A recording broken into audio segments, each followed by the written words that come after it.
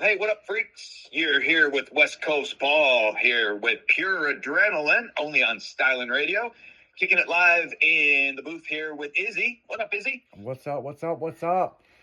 Hey, we're in the next hour. You know, I was just sitting there thinking of the last one about cold in this. You know, next week, I know you know, I'm going to be doing doing the show. What would you say? Oh, from the beach. How about that? I got to warm my ass up. Going back to California again, kicking it down in San Diego for a week and enjoying, you know what? Shit that's not cold. I just don't do this cold very well. And so while I'm there, I'll have a drink or two or three or 10 or 12 just for you. Oh, yeah. And everybody else out there listening. And, you know, gonna take a week again and go to a place that's, one, not on fire. And two, that's not cold. Yeah, that's not cold, at least not on fire yet. The winds are going to be blown back.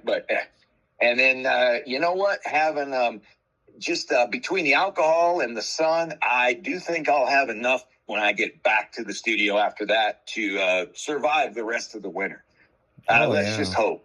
Let's hope. And then, you know, so San Diego, man. Have you ever been down to San Diego, Izzy? Oh, several times. Yeah. You know, it's the hidden gem, man, of the West Coast. You know, everybody talks about L.A. and the beaches and the girls, and San Francisco. Well, we won't go there, but the San Diego, dude, you've got it's just perfect, man. There's not all of the stupidity. It just you cruise to a place down there, you sit on the beach, and it is just chill. It's mellow. I mean, and, you know, my rock and stuff, I got to head up to Venice and that now and then. Of course, right now it may not be there, but with all the wildfires, it's Malibu's not. That was another good place I used to go to. But I'm going, no, you know, I've got my suntan lotion out. Believe it or not, down there this time of year, you catch a sunburn. So, hey, you know, if you're out there listening and you're cold, just think of the beach and you'll warm right up, especially with, I don't know, 7 or 8 margaritas, Mai Tais, whatever your favorite tasty beverage is, I'm going to have a whole fucking lot of them.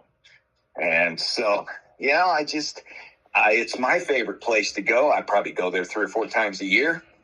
And what's your favorite place? Where do you like to go? That's a good question because I'm stuck in here all the time. Your ass is doing so many shows, you ain't never going anywhere. Well, I know. Yeah, I mean, you're saying, though. I mean, South Padre Island. That's probably my go-to place. I used to, right after Halloween, my ass would be out the door and be in Padre working. And I used to be able to work remote and do my winters in Padre, and then do spring break jam, and then do spring break, and then of course we'd be in Panama City and doing the whole spring break thing, and then we'd come back for about 3 weeks and start our spring tour. And then after the spring tour, well, Mardi Gras and everything and spring tour, then we would basically take a couple weeks off. I would go overseas, over to England, or go over to Paris or something, or Italy, and then come back and we'd be on the summer tour, you know, doing all the lakes shows and then doing all the car and truck shows. And then it comes up to August, and then we get like 2 weeks off in August around my birthday, which it's interesting. Me and West Coast Paul have the same birthday. We're both born on August 12th. And what's the third thing of August 12th, is he? Cadillac. The first Cadillac ever built. It was finished, built, test drove, and sold on August 12th by Lee. Yeah, that was before GM bought it. Yeah, so. It's a magic date around this station. Yeah, it's believe me, man. There's not a whole lot of people around here fucking sober on that date. We make sure of it. Oh yeah, champagne's flowing. You know, some people take their birthdays off. And we like to come in and share it with everybody, you know? Yeah, I mean, some goodwill. Yeah, and it's like I tell everybody, it rains every year on my birthday. It might rain for like 10 minutes, but it fucking rains. It's like ridiculous. It's like that black rain cloud that follows me around. I'm either in front of it or 2 steps behind it. However, you know, back to what I was saying, you know, we'd have 2 weeks off in August, and then we get ready for college rush. We'd be back in all the way up until National Slut Day on Halloween, and then we would be coming back, and then I'd be heading to South Padre for the winter. So, you know, things change. Yeah, Things change in life, and you the good know, old days. yeah, the good old Yeah, days. Yeah, yeah.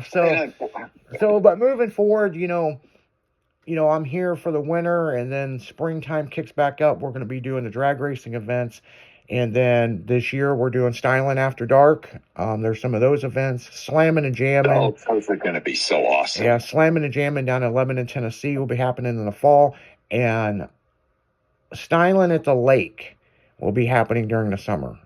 Big, huge car and truck show with drag boats.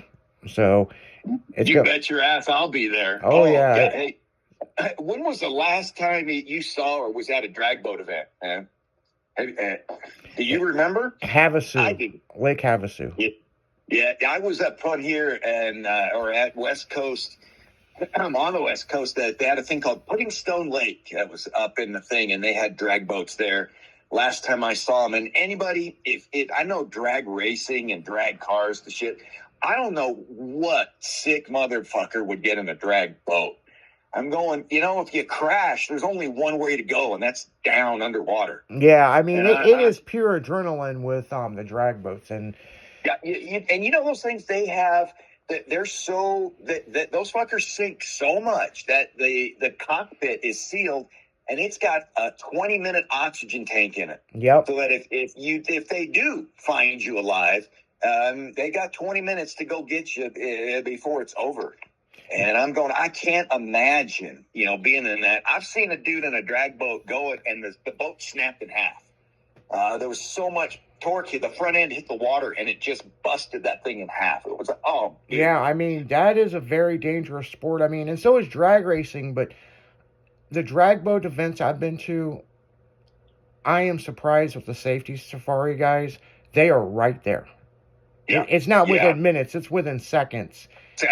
And, hats off to those guys. I mean, but yeah, I mean, the drag boat industry is still booming and it's still busy. I mean, and people, even in the Midwest, I mean, there's drag boat events going on. Lake of the Ozarks got a couple of them down there, they're doing them on the Mississippi River again, which is dangerous as shit because, I mean, the tides, it's not like a lake, it's the river. I mean, the shit floats down the river. I mean, you can run into shit. And so, So, I mean, well, we're going to have to do something that, maybe even I'll have to head to one of them and do a live broadcast from one of the drag boat events. They are so much fun. As you say, it is the absolute purest form of adrenaline. It's almost like doing, bungee jumping, but without a cord. I'm going, that. Yeah, I mean, that's pretty much what it is. It's like these guys over in Europe that are doing the sailing, where they, in the bodysuits where they jump off and they sail through the air. And it's unreal, them flying through the stuff. It's just unreal. I mean, yeah, it is. Hey guys, if you are a pure adrenaline junkie like anybody we are here, I can't say to try it because it scared the shit out of pretty much everybody on the planet.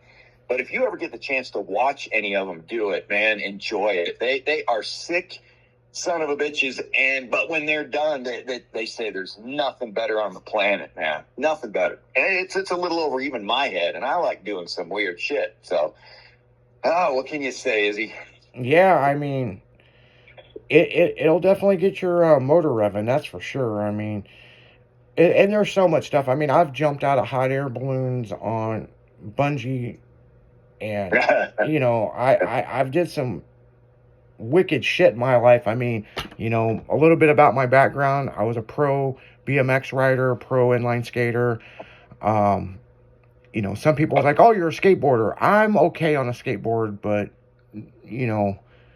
I'm more, roller skates. It's got you got that. Yeah, I've seen you out doing your shit on that. I don't know how you got that good. Yeah. Holy shit. Well, it's a real quick and easy story. When I was younger, I always rode freestyle BMX bikes. I rode flatland and rode street, and a friend of mine, we all had half pipes in our backyard. My buddy wanted to build a half pipe in his yard, and next thing I know, he breaks out these roller blades, and I'm like, that is the gayest thing I've ever seen in my life.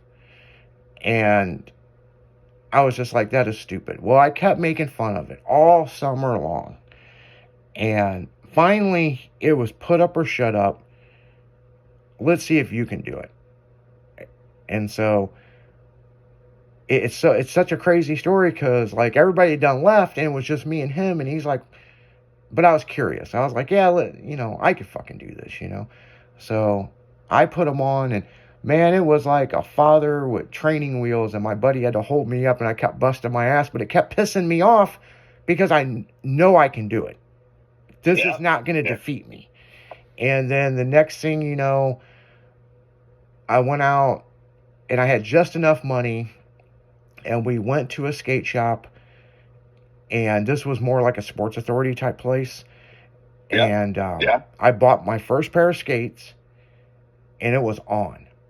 And within almost 3 weeks, I was better than everybody else.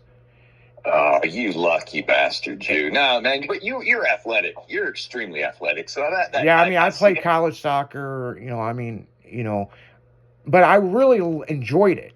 Every day I'm like, as soon as I get off work, I'm going skating, or I'd skate before I go to work. And then the Vans it wasn't a Warped Tour, but the Vans did a mini tour, and they had Chris Edwards there and Arlo Eisenberg in St. Louis. And it was more of a demo, but they were more feeling out for the Hoax Tour.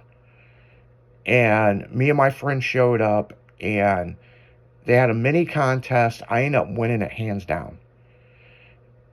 And it was kind of a curse because it pissed all my friends off. And then right after that, I got invited to the NSGA trade show in Chicago. And I had never been to anything like that, So I went up there, and next thing you know, these pro riders and stuff the sport was so new in the 90s that like literally there was Inline Skating magazine, and it'd be fitness stuff, and there'd be just a little bit of aggressive inline skating. But now we're at this trade show, and I'm at the mecca of the boom, and I've got all these companies talking to me, and I got on their demo ramps, and they were just like drop jawed, and it escalated from there. To make a long story short, I went all over the world. I was over in Europe, filming videos, skating, going to the most craziest places. And in my contract with the skating company, with Rosie's, I got paid. And then after the tour was done, I had to find my way home. They gave me they gave me a check, and there was no way I could cash it. So, what the fuck did you do? I had to call my grandparents, which they're Southern Baptist preachers, and they freaked out. I was over in England, and they had to make a ring. It's kind of hard to fucking rollerblade from there to the U.S. Yeah. You can't go across the pond on skates, and so they arranged it for me to fly back home. I told my grandparents, look, I've got the money. I just can't cash this check over here because I don't have a bank account over here. And things are a lot different, people, in the 90s, okay? So I come back. Of course, within a week, my grandparents got paid for flying my ass back home. And I still skated, but then I kind of lost my taste, kind of changed, and I went back into doing freestyle bikes. So, now I have a question for you. Have you ever seen me on a set of skates? No, you haven't. No. But that would be interesting. And that's because I'm going, when I see that you talk about the opposite career path. When I was a teenager, somebody put me on roller skates, and I'm out in the yard. I had road rash on parts of the body that you wouldn't even think could have fucking road rash, dude. There was, it looked like I went through a cement mixer. And so, man, after all my friends were laughing at me because standing up was a moral victory, laying down on the ground, sprawled out with blood everywhere was most likely what it looked like. They had mercy on me and took me to a roller skating rink. And that, man, they were popular. And now I say this, it was a lot safer at the roller skating rink instead of epic amounts of road rash and other shit, gravel embedded in body parts. I fell down so much I probably had 40 or 50 bruises all over my body. Oh, Knees, yeah. butt, shoulders. I only did one face plant, and that was it. Took the skates off, threw the motherfuckers away, and said, that's it. Never again. Yeah, but, And roller skating rinks are making a comeback. I mean, they are. They're making a huge comeback, and I see it every day, and it's like, and those were some good times, that going to the roller skating rink when we were younger and this and that. But on that note, guys, you keep it skating, because we're going to keep up the pure adrenaline. We're getting back into the music. And this is West Coast Paul out.